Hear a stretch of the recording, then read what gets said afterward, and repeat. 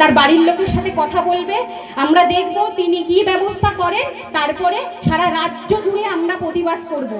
এর বিচার আমরা চাই। আমরা জাতি দেখে না, ধর্ম দেখে না, এই নির্যাতনের আমরা শাস্তি চাই এবং দৃষ্টান্তমূলক যাতে শাস্তি হয় তার বিরুদ্ধে আমরা চারিদিকে প্রতিবাদ করব এবং প্রতিবাদের আগুন জ্বলবে।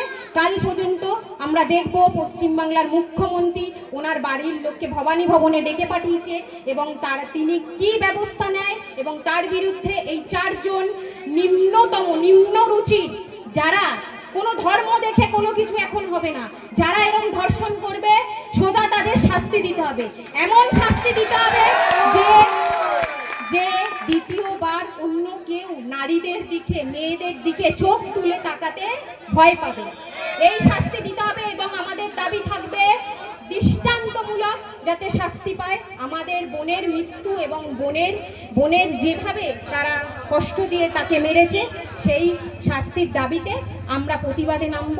কাল পর্যন্ত সময় এবং কাল পর্যন্ত দেখব পশ্চিমবাংলার মুখ্যমন্ত্রী মাননীয় শুভেন্দু অধিকারী মহাশয় কি স্টেপ নেয়। উনি বলেছিল সকালে জমা পড়বে, বিকেলে খরচা হবে, কিন্তু এখনো পর্যন্ত সকালে জমা পড়ে গেছে কিন্তু বিকেলে এখনো খরচা করেনি।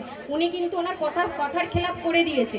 কাল পর্যন্ত দেখব আমরা, তারপরে আমাদের প্রতিবাদ কিভাবে করতে হয়। আমরা সারা অঞ্চল, সারা বুথ, পশ্চিমবাংলার প্রত্যেকটা অঞ্চলে অঞ্চলে আইএসএফ সব রকমের প্রতিবাদ কর্মসূচি গ্রহণ করবে। এই বলে আমি আমার বক্তব্য শেষ করলাম। সবাই ভালো থাকবেন।